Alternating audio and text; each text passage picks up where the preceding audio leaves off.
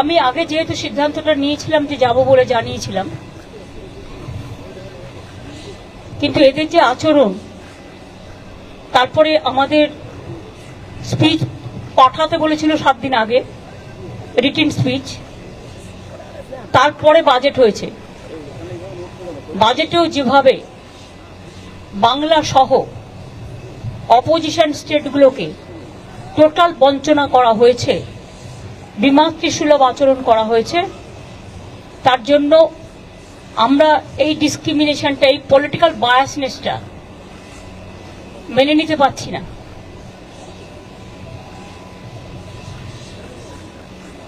এবং তারপর থেকেও যে attitude from minister two BJP party, এমনকি বাংলাকে ভাগ করার চক্রান্ত, একদিকে হচ্ছে ইকোনমিক ব্লকেট, অন্যদিকে হচ্ছে জিওগ্রাফিক্যালি ব্লকেট, পলিটিক্যাল ব্লকেট, এবং বিভিন্ন দিক দিয়ে ঘিরে টুকরো টুকরো করে দেওয়ার দেশকে যে পরিকল্পনা, এবং মিনিস্টার নিজে parliament is in process, he is making his own statement to divide the Bengal, and now from different sources different party member is giving different type of statement to divide Bihar, to divide Jharkhand, to divide Assam, to divide Bengal.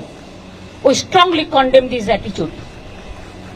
Divide Bengal, to divide Bengal means divide our country India.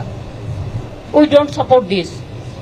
সেই জন্য আমি মনে করি এই সিচুয়েশনে two record hour voice, আমি just যাচ্ছি, কিছুক্ষণ থাকবো, ভয়েস রেকর্ড করতে দিলে রেকর্ড করব, না হলে প্রতিবাদ করব, করে বেরিয়ে আসব।